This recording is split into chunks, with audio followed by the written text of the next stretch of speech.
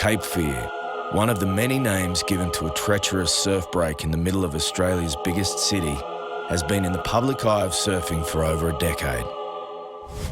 It has a rich history that goes beyond the crashing waves and deadly cliff faces.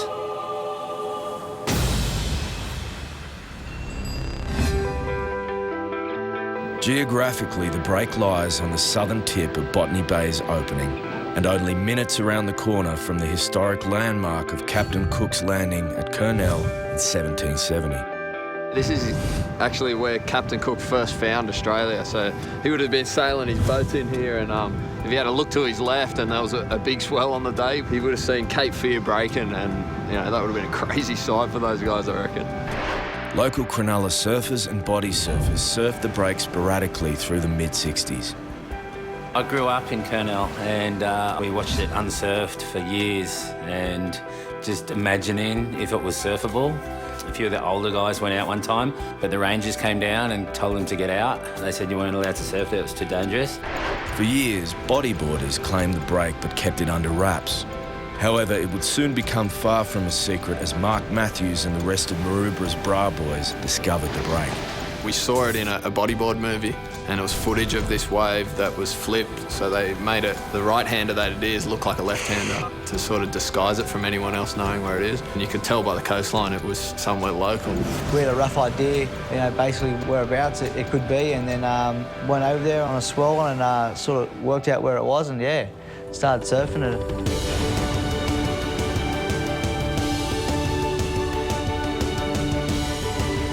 Over the years, we just, went back there in every different swell condition, wind condition, and sort of figured out exactly what it needs to be perfect. The bodyboarders slowly disappeared, and the place got a new name. So we called it ours. It's open to anyone but boogie boarders in my eyes. It just gets dangerous when there's so many of them. We've got ours, which is Cape Slander, and they've got Shark Island, which is theirs. Over the next 10 years, these locals would put their newfound wave on the forefront of surfing's media, making it renowned around the world. But it's not only the Maroubra locals who have conquered the prestigious wave. It has attracted some of the best surfers from all over the world to try their luck there, including 11-time world champion Kelly Slater, women's 7-time world champion Lane Beachley, ASP surfer Taj Burrow, and big wave surfing legend Ross Clark-Jones, to name but a few.